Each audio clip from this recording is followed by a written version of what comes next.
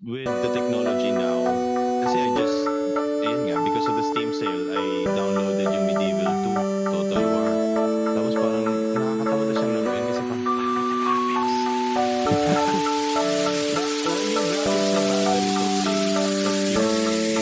But what I call this, yung campaign map, I mean, ang pangit talaga yung campaign map. Ayoko talaga. So, I think that's what they should gear up towards that because there are historical inaccuracies on the last two, the Medieval Total War and Medieval 2 Total War. So, they can correct that now.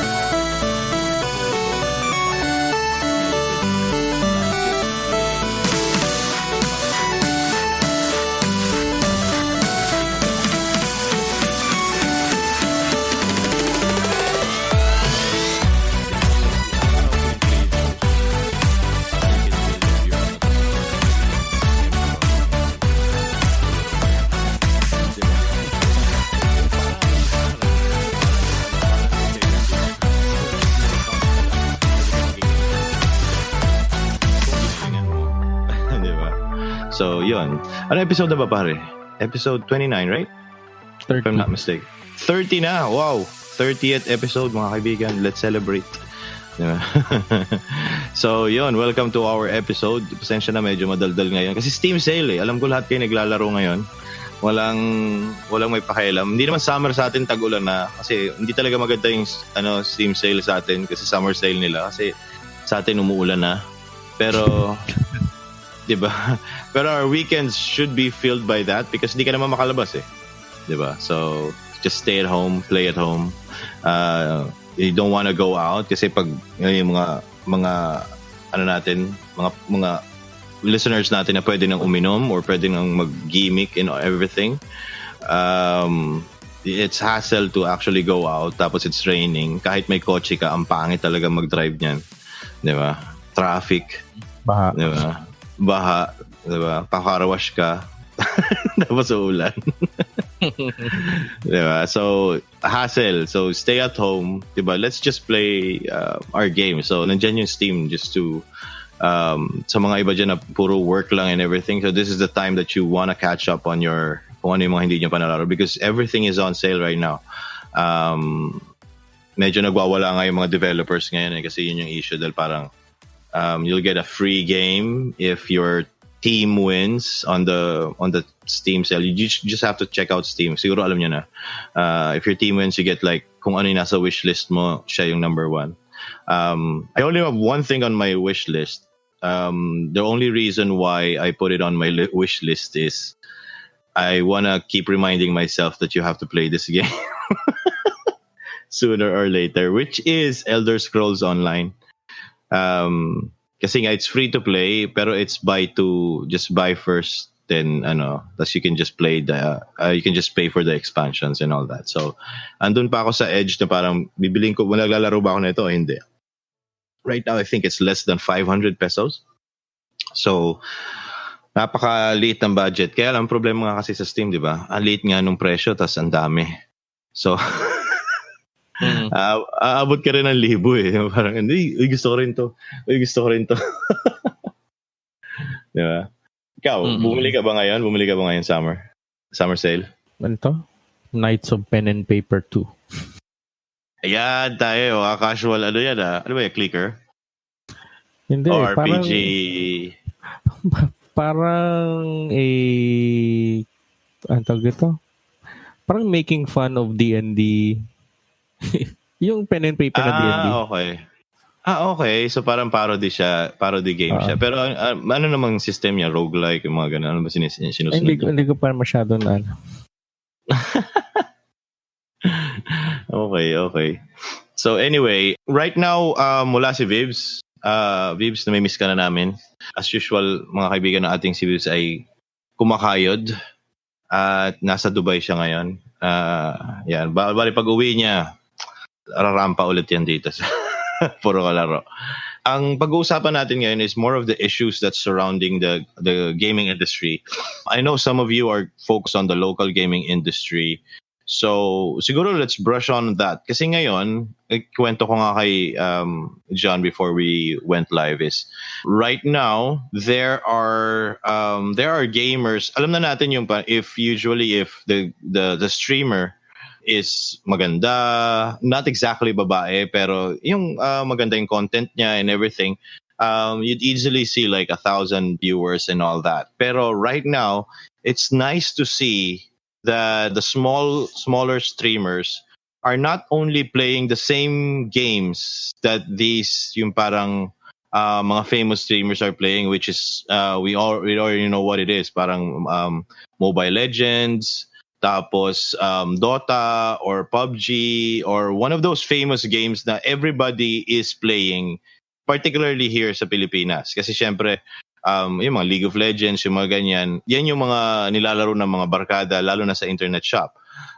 You wouldn't catch someone playing, very few or very rarely would you see someone na naglalaro ng role-playing game or single-player game pagdating sa streaming or kahit mismo dun sa internet cafes. Pero it's nice to see nga na ngayon may mga streamers na naglalaro nun. Naglalaro sila ng what do you call this? Naglalaro sila ng mga single player games, RPGs, or whatever they actually want or whatever they play. And they're getting views for it. I mean, it's not as large as mga 1,000 or ganyan. It's mga 50 lang, 40, 30 plus, ganyan. Pero everyone who's tried streaming before, that's a huge number already. And that's nice to see that right now we're already done dun sa fan base na parang kasi kaya ako siya pinapanood kasi magaling siya mag-ML or magaling siya mag-ganyan. We don't justify that no more. What we're doing is kasi gusto kong panoorin yung nilalaro niya tong particular game na to. Tapos interesado ako sa game na to. Kaya ako siya gustong panoorin mag-stream. Which is what we really want. Pag get your own flavor pagdating sa pinanonood natin sa mga favorite nating streamers and all that. Not yung kung ano lang yung popular, kung ano lang yung ano. Kasi we won't get anywhere there. I understand that most Filipinos work in that range. What do I mean is parang sabihin na natin, parang, di ba ikaw dyan, napapansin mo, di ba parang mga local teleseries or whatnot. And it's the same kind of plot, it's the same kind of things that they're pushing out. Why? Because it's still popular. And it's what advertisers want from advertisers don't really care if it's cool, if it's a story driven, what kind of story it is. As long as people are watching it, we can actually put ads on it. And networks dish out that para kumita rin sila. So, it's the same kind of circle for decades now. And it's nice to see that mas mabilis yung transition pagdating sa streaming. Kasi ngayon, may nanonood na ng ibang streamers na iba yung nilalaro. Hindi siya popular, hindi siya kasama dun sa mga yung kung ano yung sikat, kung ano man yung nilalaro ng iba, kung ano yung gusto ng mga viewers, nilalaro niya kung ano yung gusto niya. And at the same time, that person is getting views for it, which is nice to see talaga. So, yun. Ano pa ba? So, ang main issue na pag-uusapan natin is one of the games that is coming out, which is CD Projekt Red. Kung may isip nyo, ano ba maging issues ang CD Projekt Red? One of the best developers out there, made The Witcher 3, Wild Hunt, all of the Witcher series, 1, 2, and 3. Tapos, right now, they're actually getting some bad press. Not because that it's true or whatnot, but because of, I don't know what the agenda is, pare. Pero these guys are being accused of forwarding some agenda, forwarding some whatever, parang bad, paano ko ba sasabihin to? Let's say, parang pina-forward niya agenda na dapat hindi okay ang tulad ngayon Pride Month o Happy Pride nga pala sa lahat. Against siya sa parang transgenderism. So minamock niya yun ang sinasabi nila na parang and also the racial tones daw na pina-forward ng CD Projekt Red is against people of other races, particularly the black race. or the not really African American, pero the totality of all black people, pangit daw yung portrayal niya. Hindi daw nagustuhan ng ibang mga gaming media. So, ikaw, you've read it, diba, John? Hindi masyado. Hindi masyadong. Tilder ka? Tilder. Okay, Tilder version is like, yun nga, the CD Projekt is being bashed for this because one particular article from Rock Paper Shotgun is saying that it's leaving a bad taste in their mouths na CD Projekt Red is like forwarding this agenda or whatnot. I mean, if you guys read the article, we're probably gonna just put the link on the description pag pinost namin yung everything with this episode and everything. But the thing is, I don't think it's true. Not because I'm a fan of CD Projekt and everything that they do, but because they forgot one thing, and even he has been bashed for it. Na nag-scapegoat lang raw siya. Pero Mike Pondsmith, which is the creator of Cyberpunk 2020, which is, alam mo na yun, di ba? Yung tabletop. I think is it a tabletop game or a board game? Yung before the game mismo? Oh, before the game, Cyberpunk 2020. No, I think it's a board. Sure. I think it's a board game or siguro. something, or a tabletop game like Dungeons and Dragons or whatnot. Ang ina niya is this lore has been created long ago, and this is what Cyberpunk 2077 is based on. Like a few years after Cyberpunk 2020, the world of Cyberpunk 2077 is being made, or eto na yung maganda. Ito na yung ito yung sasabihin na storya ng CD Projekt Red, which is normal of what CD Projekt Red does. They take a particular story, the same way as they took something from The Witcher, and they make it their own. Meaning they try to put their own spin on it, based on the book lang talaga. Dito naman based on the story of Cyberpunk 2020. Pero not exactly what's happening on Cyber 20 is going to happen on Cyberpunk 27. Pero the overall arching general theme is still there. But they're going to put their own spin on it. And for some reason, this particular, I won't name na lang the writer itself. Pero yung parang, he's insinuating that parang CD Projekt Red is making their own spin on it and is doing a bad job, and that Mike Pondsmith is not really part of the project. Parang consultant lang siya, just like how the creator of The Witcher is just parang consultant lang siya sa issue. Pero that's not true.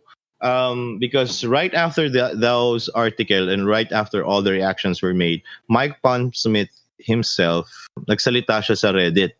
As you know, Reddit naman is a platform for everybody to speak up about things and everything. So nagsalita siya na parang sinabi, I'm tired of defending my work pagdating dito sa mga baseless accusations na to. That is criticizing my work.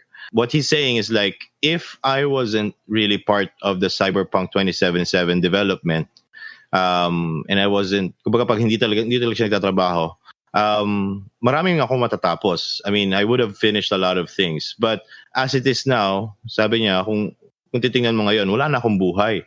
Why? Because game development actually takes years. It takes a chunk of your, diba? It takes a chunk of your life, 5 years and everything, and that's all you do.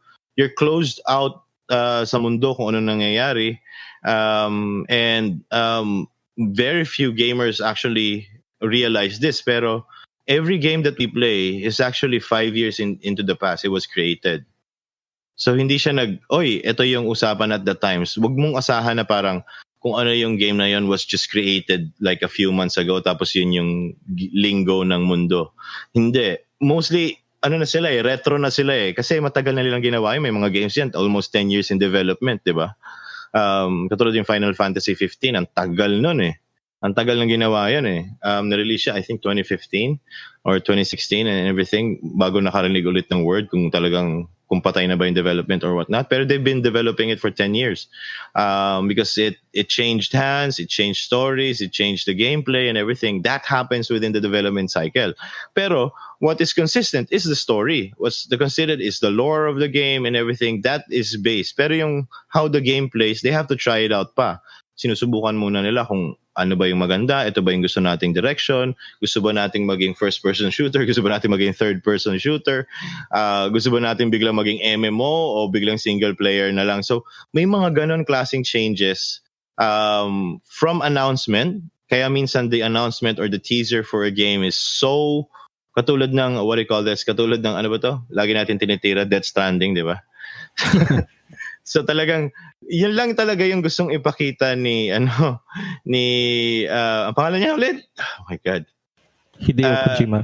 Si Hideo. Yun lang talaga ang gusto niyang pangalan ipakita si Hideo is those snippets and everything so that people would be guessing what the gameplay is but not revealing how exactly it plays.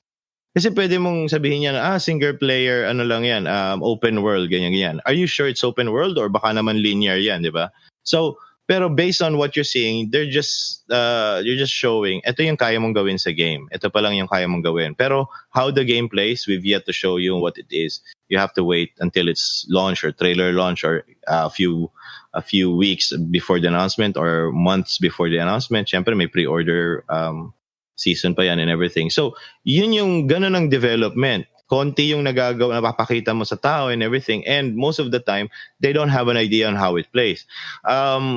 Ngayon, pero yun nga, ang consistent is yung story. Yung story talaga ang consistent. So, yun nga, sinasabi ni Mike Pondsmith is parang, story ako to eh. Dinefend din niya yung parang sinasabi. Kasi may isang gang dun sa game, ang tawag sa kanila ay Voodoo Boys. And they supposed to represent like the Haitian part,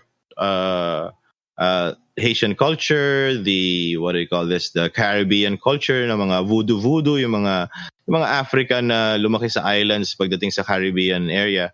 Yun yung nire-represent niya. So, sinasabi nila na parang yung accent sobrang fake pa daw, ganyan.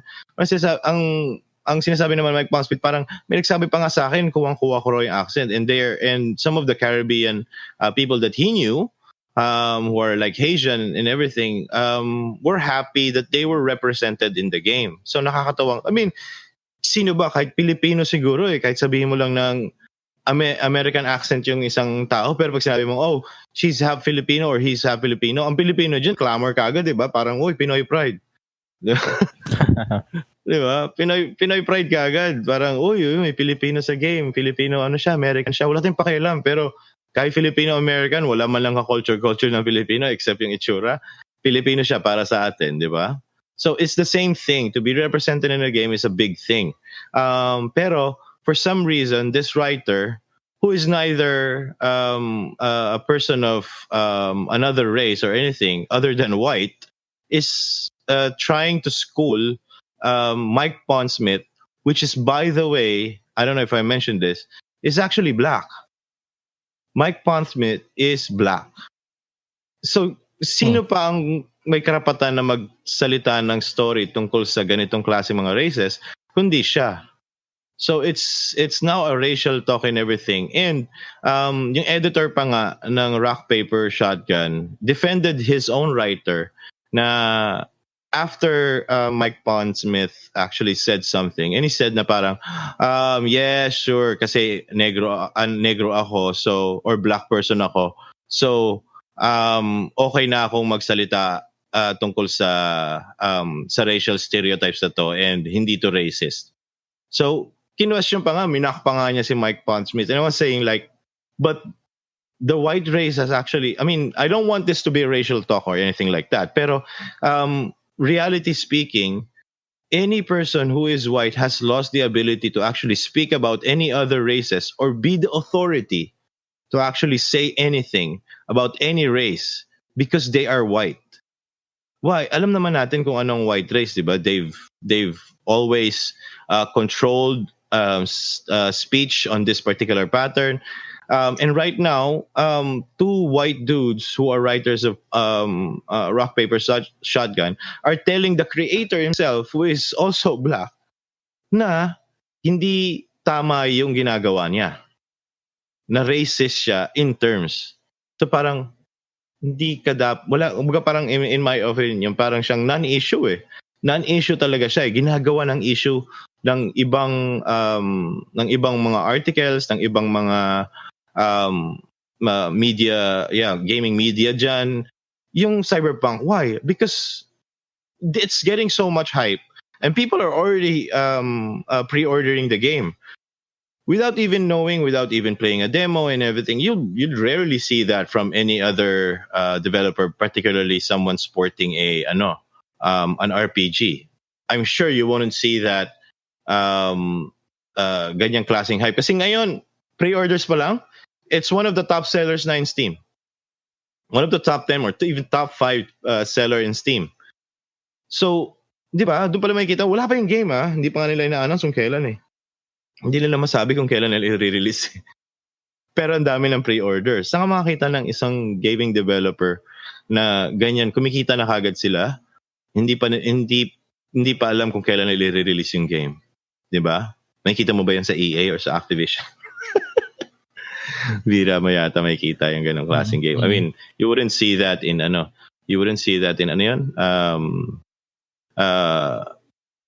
Dragon Age. O lumabas ang Dragon Age 4, I don't think you'll see that much pre-order kasi nga doubtful na sila. BioWare na naman. Parang Anthem na naman to. Di ba? Di ba? Mga parang Anthem na naman to. Ang dami-dami. Uy, excited sila sa game. Uy, ganda. Looter-shooter. Parang kalaban ng Destiny and all that. Pag sinabing, ay, hindi pala. Malala pala kahit saan. Kahit sa anong ginawang, what I call this, every looter shooter that has been made in history doesn't really hold a candle pagdating sa kung gaano ka-worse ang Anthem. I mean, I played Anthem and everything. I stopped playing it the moment that they've actually cut with their promises na i-update nila to and everything like that. I mean, the bugs actually killed it for me. It's already like a month or 2 months after the game has been released and they haven't fixed anything at all. So, ang akin lang parang, what are you guys doing? You're BioWare, di ba? So, you're not this. Usually weeks lang and they fix everything, di ba? And it's a coin toss na lang para ayusin. Parang di ba yung, Mass Effect Andromeda. Oh, pero I remember sinabi ko dati na parang they've lost their touch. So, downward spiral na ba to? Oo. Ang akin lang kasi, I think the only BioWare that has lost their touch is BioWare Austin. The Austin studio. Kasi right now, I think a PC Gamer article just released, and it's about SWTOR. It's about SWTOR na it's actually a great game to actually play in 2019 because it's still being developed and an expansion is still on its way.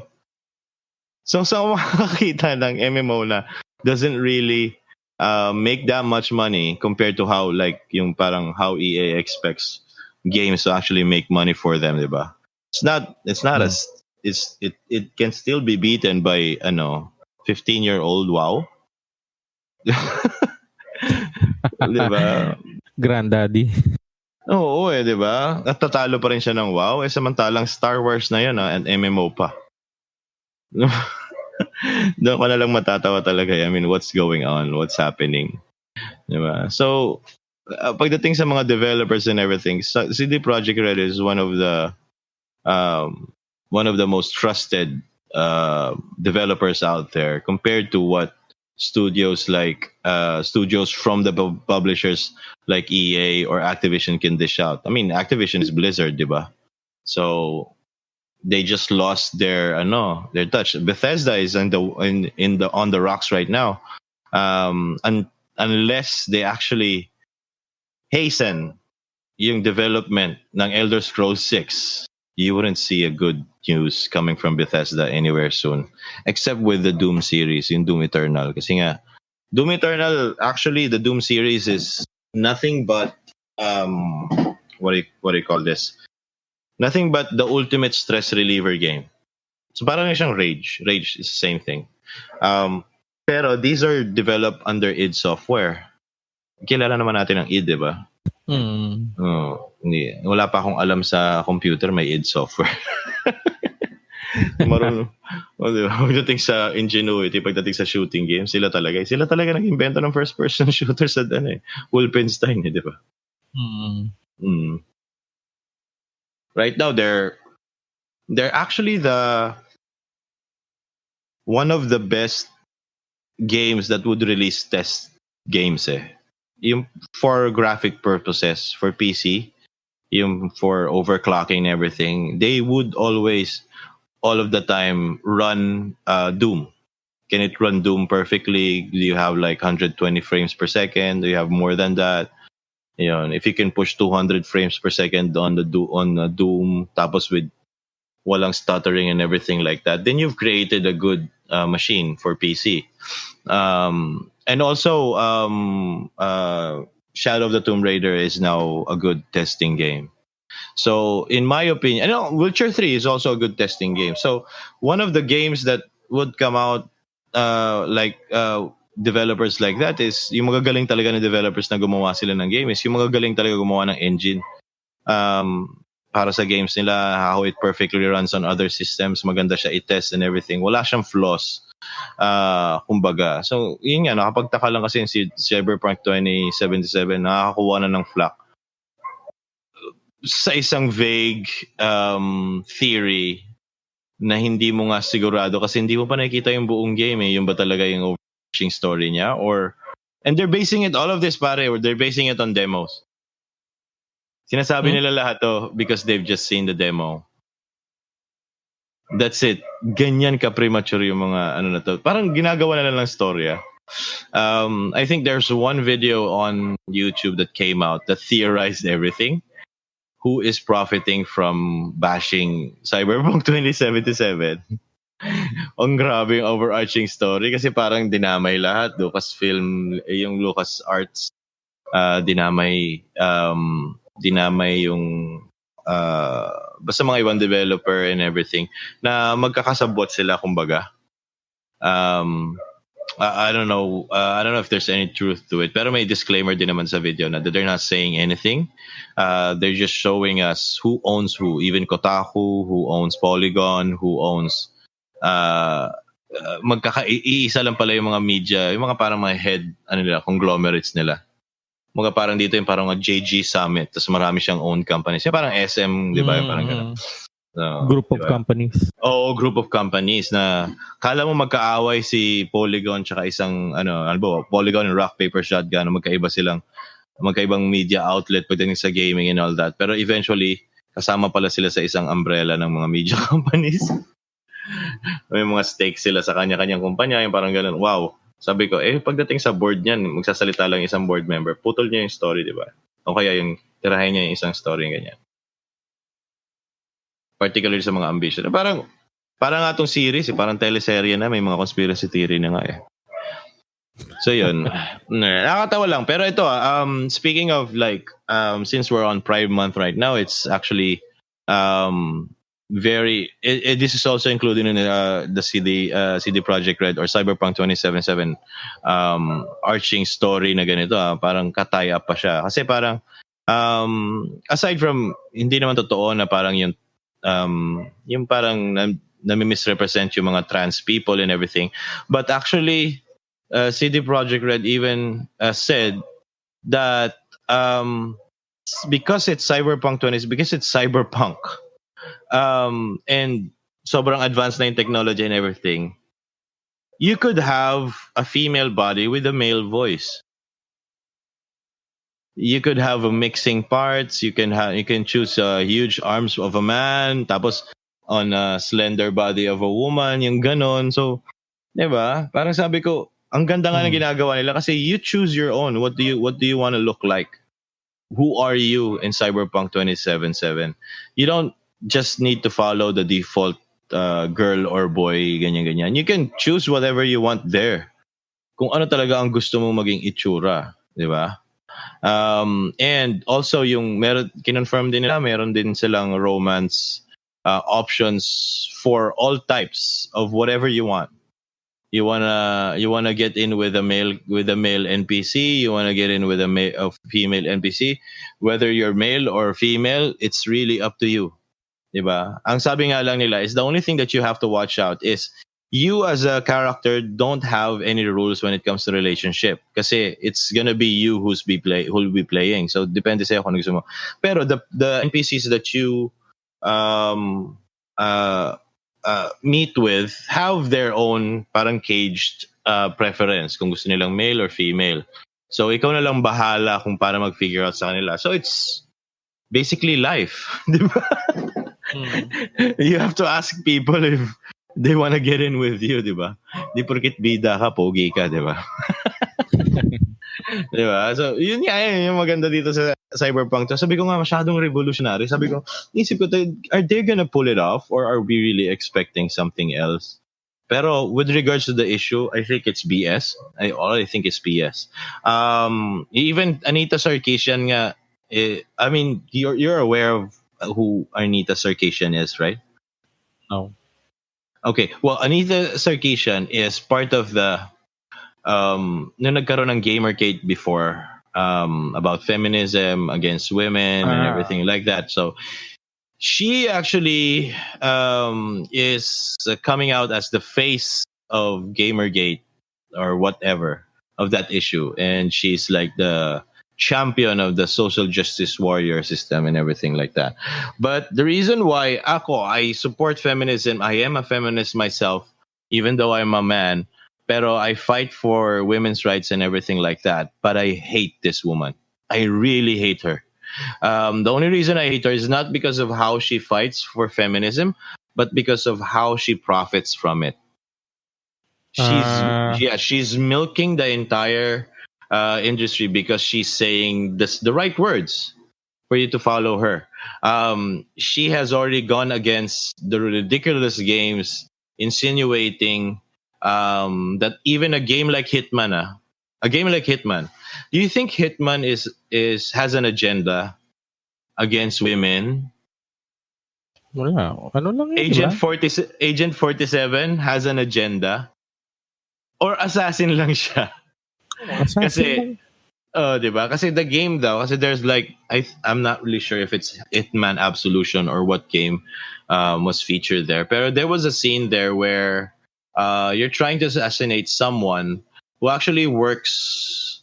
I don't know if you're trying to assassinate a woman or a man, pero the setting of the assassination is a strip bar. So you can sneak in the back. So syempre nandun yung mga yung iba pang mga performers and everything like that. So there are times that you can see them clad naked, diba? Naked sila.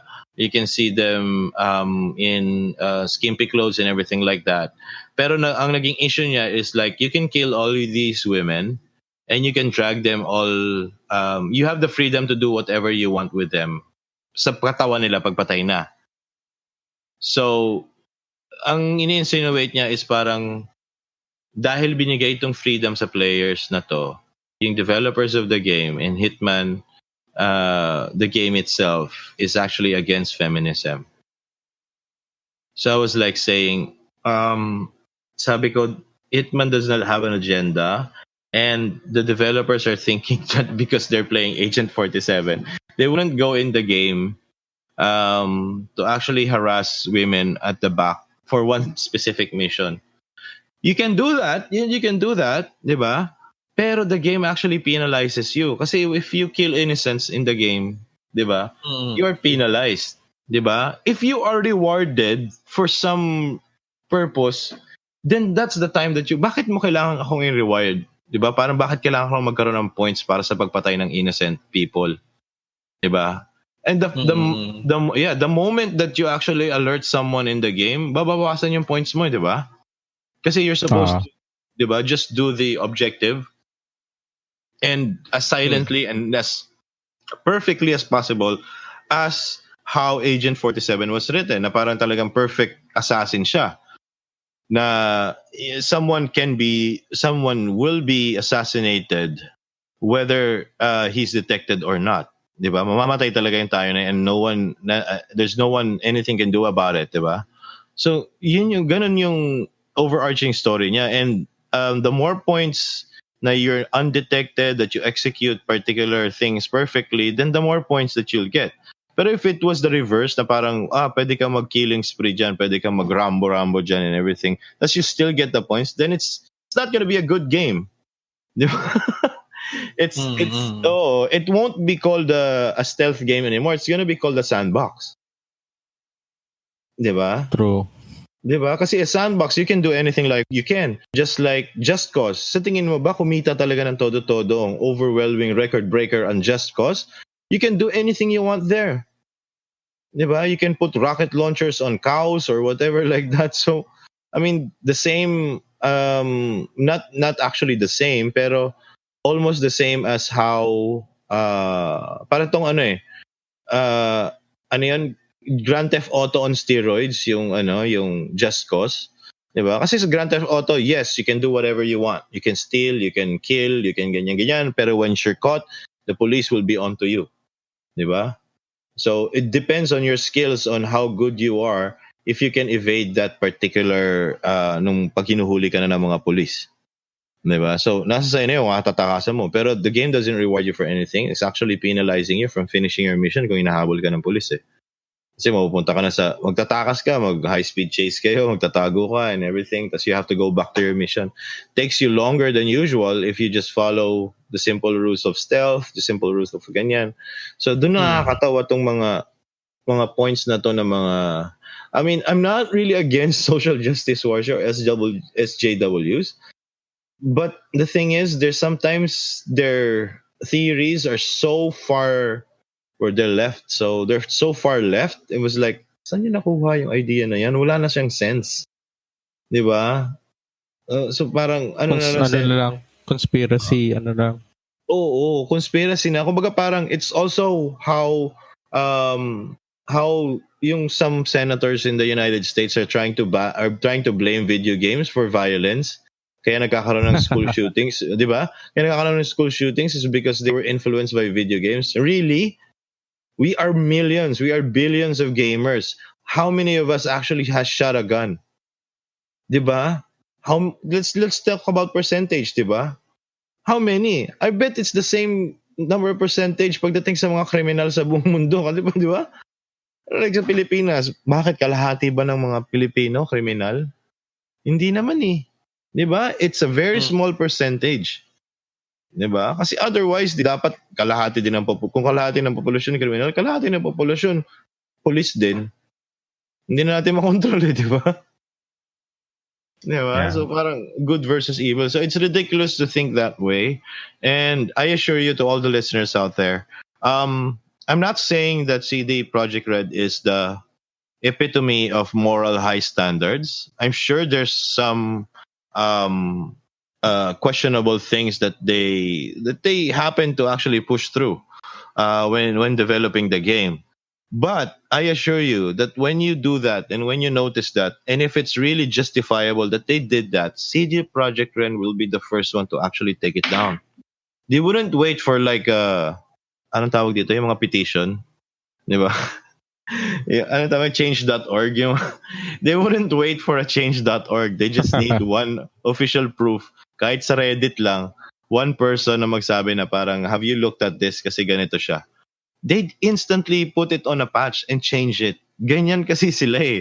And it had already happened sa Witcher 3. I couldn't really remember yung particular example, pero it has happened where particular person actually pointed out a flaw, whether it's a story or I think a gameplay mechanic, tinatang kagad nila. Pinatch kagad nila. Why? Because it's wrong eh.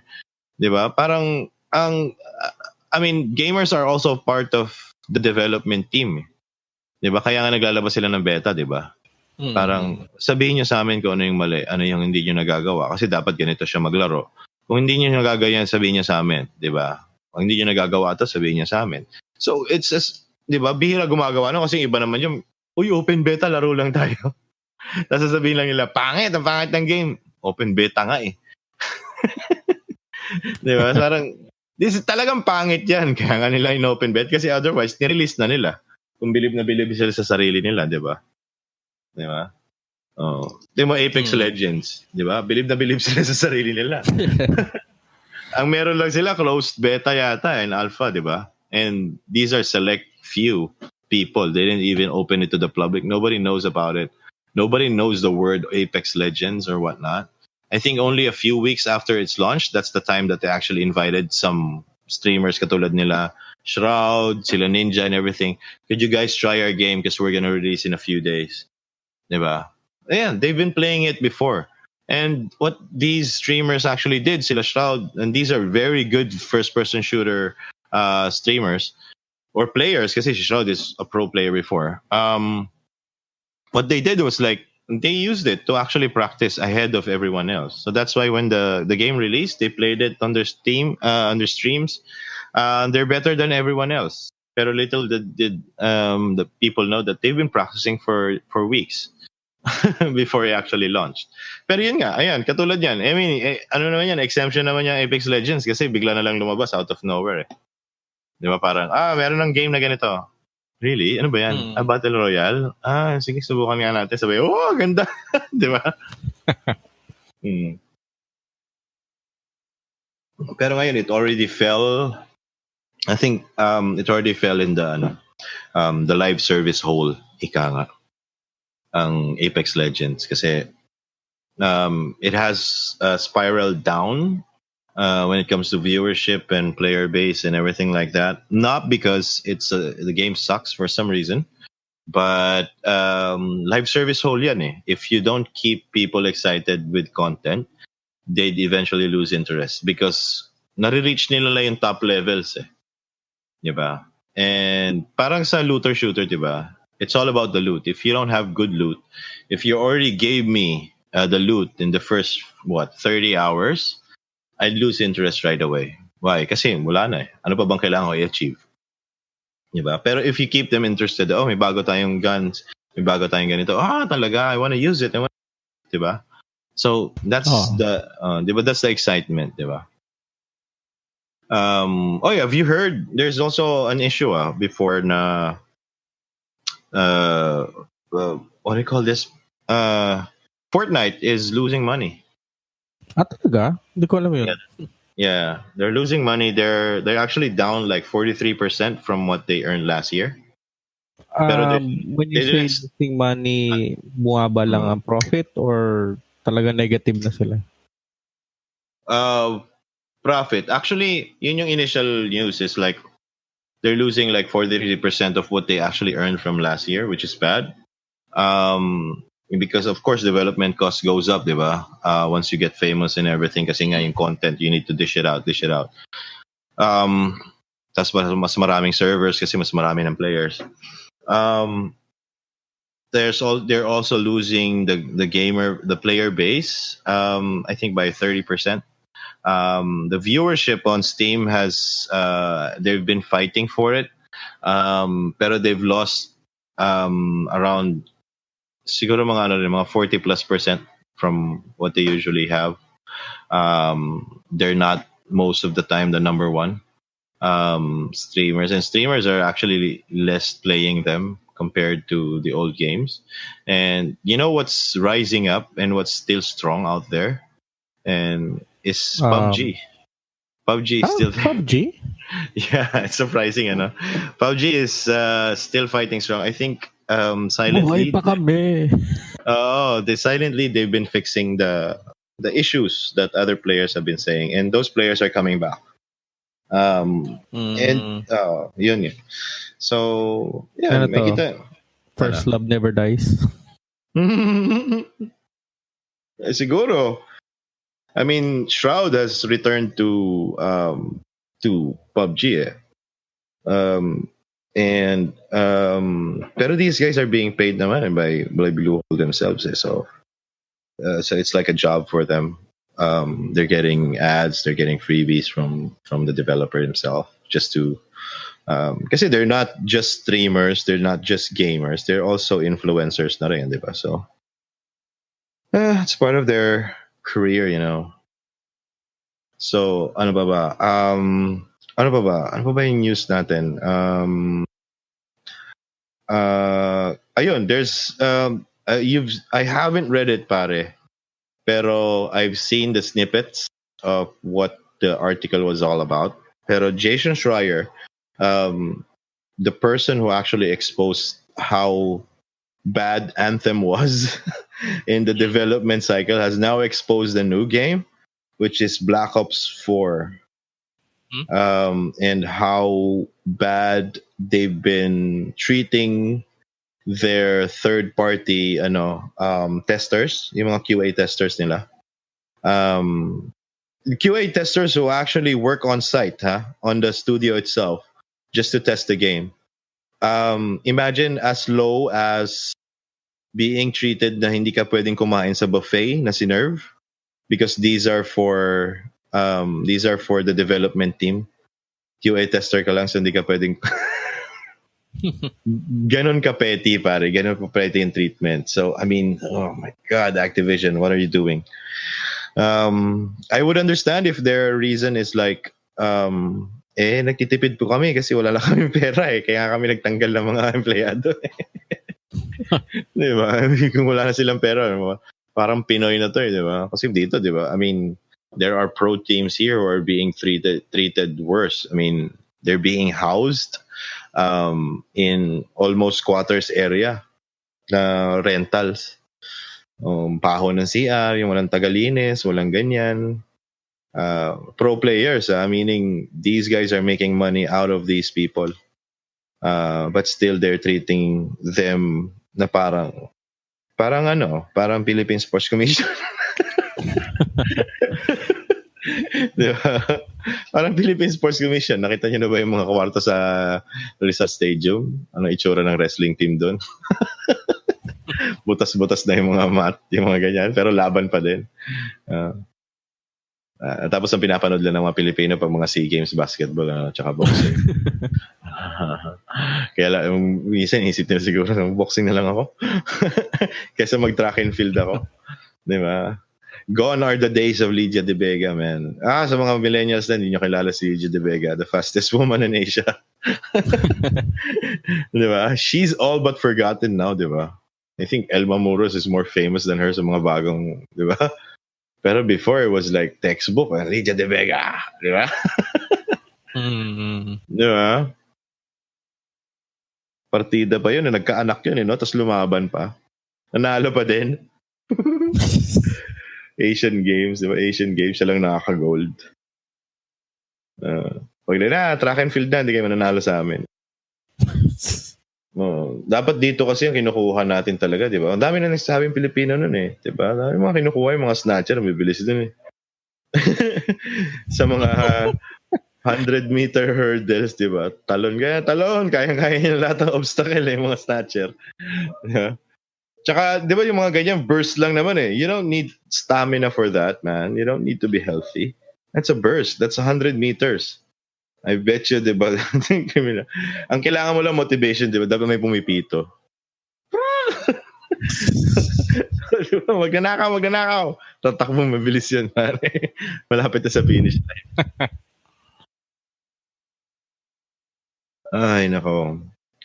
So yun, I mean, yun nga, how these guys were treated in Activision is beyond human. Pero kasi nagiging issue na talaga ngayon yan. I think the US Congress is actually drafting laws, and even I think the United Kingdom is also drafting laws. Most of the countries that are involved that have like big companies in their countries, katulad ng mga development, yung mga Ubisoft and everything like that, they're actually cracking down on crunch time. Yung crunch nila, yung hindi na umuwi itong mga to. Mga 48 hours, mga 4 na oras lang natutulog, mga ganyan. So yung mga crunch hours, minsan wala na silang off sa isang linggo. Isipin mo, gawin mo sa isang Pilipino, pare. Tingnan mo kung hindi umalis yun. Di ba? Alam yan, siguro mga development team katulad ng mga bayani fighting game, they know, and every developer I know, they need crunch time. sometimes. Sayang din naman, di ba? Parang overtime din naman yan eh. Pero if you're crunching the hours of people for like months on end, ano pang buhay meron sila pagkatapos? Di ba? Hindi na tama yun eh. So, di ba? Sobrang, hindi na makatao. Yun. So, I mean, abangan mo yan. The next probably 5 to 10 years, we'll be seeing a game development union pagdating dyan. There will be, siguro magkakaroon pa rin ng high quality games kasi most of the time naman, happy, di ba? Yung sinasabi naman, happy employees create happy working environments or good work, di ba? Pag masaya ka, pag may tulog ka, mas malakas ka, di ba? Pero yun nga, I mean, I haven't been to a gaming development cycle, but I think it's just creating assets all day, ganyan, programming all day, paano mag-work tong ganyan. I mean, not take for granted ng mga gamers yan. I mean, we've always championed developers here in Puro Laro. Pero, I mean, most of us still do take for granted what goes on in development cycle of a particular game, di ba? So, yan. Nandito kami para i-remind sa inyo na kahit yung character nyo, simpleng tumatakbo lang yan.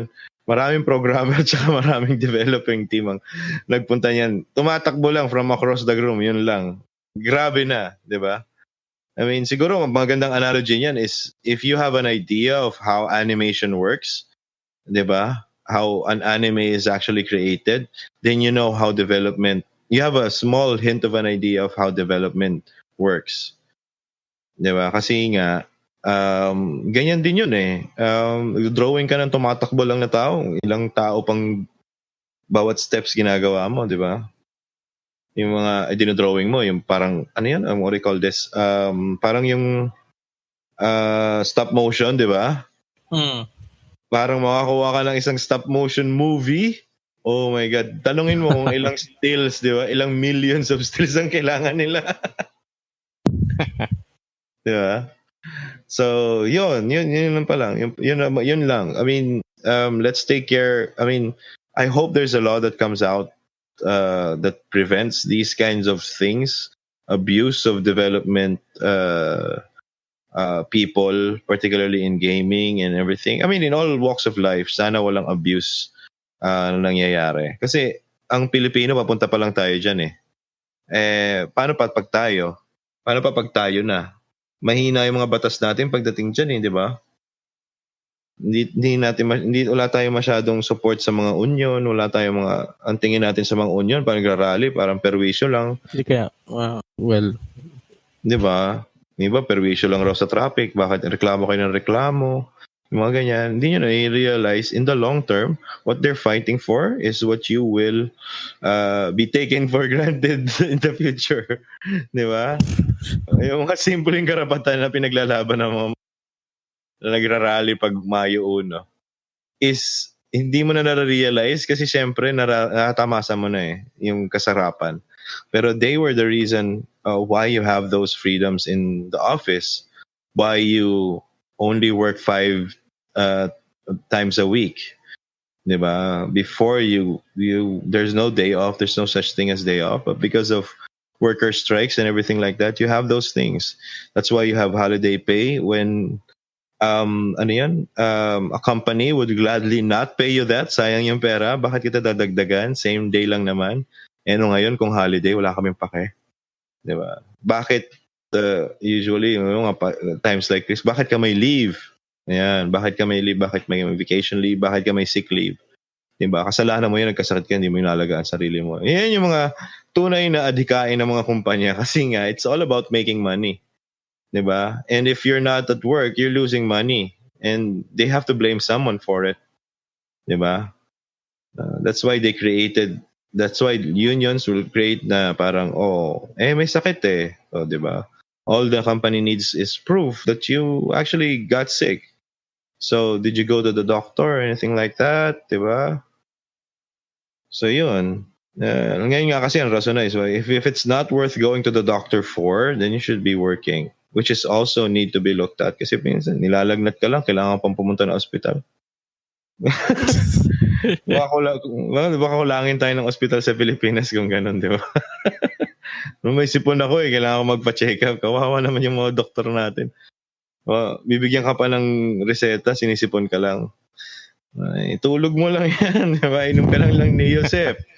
Di ba? Tulog mo yan, pahinga mo, di ba? Pero there are times, may mga pumapasok naman tayo pag may sipon pero there are types of colds na parang nilalagnat ka rin at the same time. It doesn't mean na may trangkaso ka, kasi flu yun, iba naman yun. Pero, di ba, sinusingot-singot ka pero nilalagnat ka at the same time. Tapos, papasok ka for 8 hours, 9 hours at a time, di ba? Tapos, you just can't focus on your work, di ba? Tapos your boss is banging you why you're so slow, ineffective today. Sir, may sakit nga eh. May sakit nga. Di ba? So, give or take pagdating sa work environment. So, lalo na sa game development and everything. You can't have good games if these guys don't actually think well. Di ba? It's better to have great games na hindi nanggaling sa sa pagpapahirap ng mga empleyado, 'di ba? Yeah. 'Di ba sabi nga nila yung mga iPhones, 'di ba? Yung ginawa, yung mga iPhones, 'di ba, yung issue noon, yung iPhones ginawa ng mga taong hindi natutulog sa China, 'di ba? Mga $5 a day lang yung nila, sweldo nila. 'Di ba? Hindi pa pinapalabas, bawal lumabas. Diba? Kaya lahat ng mga factory ng mga Apple na sa China is yung mga buildings nila may mga net sa labas kasi tumatalon yung mga empleyado kasi gusto na magpakamatay. So alam mo yun, oh my God, di ba? That's the kind of environment, man. Just to get an iPhone, which is what, worth 75,000 pesos? Di ba? Wala namang ginto. Hindi, meron ginto yun. Meron palang ginto yun sa loob. Electronics nga pala yun. May ginto, di ba? Pero yun nga, I mean, it's all about treating your employees properly. So, yeah. So, ngayon lang nakikinig, in topic pa rin kami, kala nyo, In topic, we're talking about development crunch times, and why or why not it's essential, or why not we need it, or do we really need it all the time, diba? We understand that, and even developers understand that, but doing it several months at a time, crunching the numbers because you're freaking development directors or content creators, yung tawag nila doon, yung mga creative directors are pieces of shit that are entitled and crappy. Yeah. I mean, I will attest to this, diba? I will attest to this, and I've known this saying that all creative directors on a game development team are weirdos, man. They're weirdos that they're full of themselves. Yung parang mayayabang sila yung mga mapaporma. Why? Creative directors are always the ones being interviewed. Pagdating sa mga E3, yung mga ganyan. Nakikita mo yung creative director. Sila yung mga kakaiba talaga yung yung personality. Diba? Minsan kung babae yung creative director, either corporate yung itsura niya or may kulay buhok niyan eh. Oh man, manood ka ng E3 pag I am the creative director. Iba pang may mga accent pa, diba? Ang weird la palagi na itsura, either mukha siyang corporate, yung mga naka-casual, business casual, or yan, may mga iba yung mukhang rocker star yan na minake-over yung buhok, may mga balbas na kakaiba yan. And they're the most colorful pagdating and introducing a particular game. I mean, I've learned that through Blizzard. Sino nga to yung creative director sa WoW? Yung dati? What's his name? Yung may balbas? Mike Morhaime ba yun? Oo, di ba? Di ba? He's a character, di ba? And he always shouts for the horde every time he comes out. Di ba? So, I mean, it's all written there na parang all of these guys are crazy, but they have to be crazy because they're creative directors, di ba? Di ba? Hindi mo pwedeng corporate palagi pagdating, oh guys, tapos na ba tayo sa ganito? Oh, anong deadline natin? Hindi trabaho ng creative director yan, di ba? Parang, pag tinignan niya yung ginagawa ng isang team members, parang, hindi mo pa pwedeng gawin parang medyo Pag nag-swing siya ng sword, medyo parang parang theatrical compared to swing lang ng sword, di ba? Di ba pwedeng may konting pizzazz? So, yeah, creative directors they're responsible for the look of what the game world is going to be. And you can't get that from a lame ass person. You have to get that from the most craziest person in the room. So, yun. So, ika nga, pag nakabisita kayo, nagtrabaho kayo sa isang hanapin yung creative director, malamang kakausapin kayo kagad. Ganun siya ka-friendly. Ganun siya ka-weird. Di ba? Makapagtripan ka pa niya. Malamang siya yung mga konti na lang events planner na siya sa opisina, di ba? Oh guys, raffle tayo, di ba? Di ba? Natawa pa ako doon. Meron ako nakita dati sa BPO, parang happiness coordinator. In charge siya sa mga spiff. Sa mga spiff, ganyan. Ay, may kilala pala ako sa dati yung kinatrabaho. So, hindi ko na sabihin yung pangalan. Pero, she is a jolly person. Maganda pa siya. Sexy pa yon. Pero yun talaga yung trabaho lang niya is mag-isip ano kayong incentive ngayon. Paano niya ipupush yung entire floor para mag-sales, yung mga ganyan. Yeah. So, sobrang friendly. Parang, wala ka pa? Sige, kaya pa yan. Let's go, kuya. Ganon siya. Yung parang, oh my God. Kailangan naka-cocaine ka dito pag kayo, di ba? You should be on drugs or chocolate every now and then, di ba? Pero yun, siya rin nag-hand ng siya rin yung mag-hand ng mga prices and everything like that. So, yan. A small glimpse in the mind of a creative director and everything like that. Pero yun nga, di ba? Crunch time, still bad. Okay, so ano ba? Si Dr. Disrespect. I think the last time we had kasi na E3 to yung nangyari. So pag-usapan natin tong streamer na to kasi mabigat na naging issue to sa Twitch community. Dr. Disrespect since last E3 because he did an IRL, or for those who doesn't know what IRL is in real life. So para siya nag-vlog pero at the same time streaming siya. So I think two guys with camera follows him around, doing crazy stuff or walking through that issue. Walking through the E3 floor, and then and he was great. The stream was great. His content was great. He was funny, crazy, and what do you call this? Doing his usual thing na maangas, and he was a pretty tall guy. So he was a tower and naglalakad siya sa I think he was 6'5". So he's walking on the E3 floor, towering over everyone. And everybody knew who he was. He's a big, probably top 5 or top 3 of Twitch streaming compared to Ninja and Shroud. Dr. Disrespect is on top of those. On the top. Pero the thing is, there was one mistake that he did. Is that the camera he went inside a restroom. He went inside the restroom, and according to Twitch standards, you're not supposed to film inside a restroom. He can go inside, but the thing is, the camera followed him. And nakakuha sila ng glimpse na iba-ibang tao umiihi. So, hindi, kasi private na yun eh.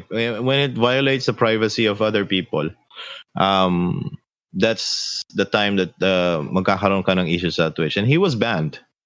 He was banned for it. I think he's still banned now, pero I think it's already lifted. I'm not sure. He was just suspended.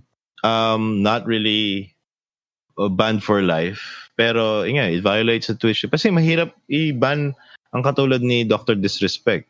Ilang milyon yun namawala. Sabi nga ni Shroud nun tsaka I forgot his name. There was this one streamer that he's also a big streamer, pero he's getting more than his usual share of views.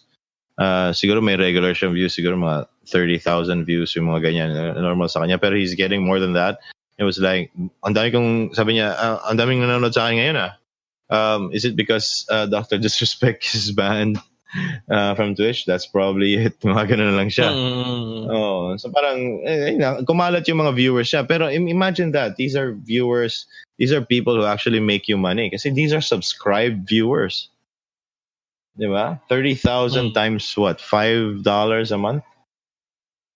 My God. That's how much money you earn. Well, siguro mga $3 lang ang makuha mo doon. Sa Twitch na yung iba. Pero, my God. So, makakuha ng ganong klaseng pera. 3 times 30,000 for entire month. Okay na sa akin yun. Dollars pa yun, Diba? Sabi ko nga hindi ko kailangan ng, I mean, there's been a rumor that like, how much is, what do you call this? Ninja is earning for a month, including all his ad revenues and side, yung mga side payments niya and everything, aside from the Twitch viewers. I think he's earning like $10 million a year. So we go, man, I don't even need $1 million. I just need like $250,000 a year. And I'm set for life, diba? I'm set for life. And we're talking about gaming here. We're not talking about burning our burning our entire lives in a 9-to-5 day job, diba? It's secure and everything, but it's not gonna get you anywhere, you know that. Diba? You have to do something on the side. So imagine na lang. Oh. So yun lang. Ano pa ba? Wala na. Okay, maikli lang ang stream natin ngayon, mga kapatid. Umuulan-ulan din and everything. So, para hindi masira yung audio natin. Oo. Umuulan, wala na. Oo nga. So, inaantay lang natin din yung pagbalik ni Vibs and everything like that. And we're gonna go ahead and guest some streamers on the hopefully makuha natin ang mga big streamers, di ba? Pag-usapan lang natin their trials and tribulations, how they started and everything like that. Pero that's all in the works, all in the plan. So, yan, until then, anything else, man? Ano pa? Announcements ba tayo dyan? May announcements ba? Meron akong plano pero it's too early pa. Oo, sige. Okay yan. Pag-usapan natin yan. Okay, so maraming pakulo rin pala si Jan yan. Oh, di ba? May mga pakulo tayo dito sa Puro Kalaro. So don't worry, guys. Just keep on listening.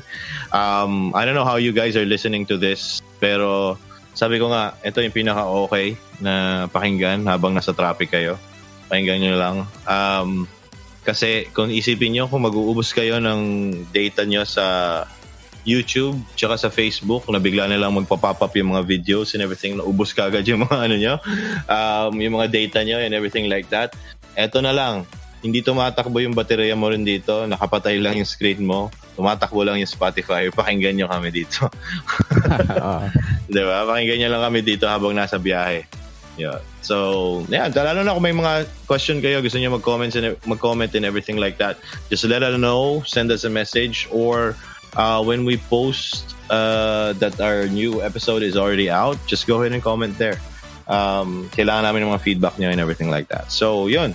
So, if there's nothing else, you have a great day, guys. However you're listening to this, ingat lagi and wag masyadong puro kalaro. You have a great day.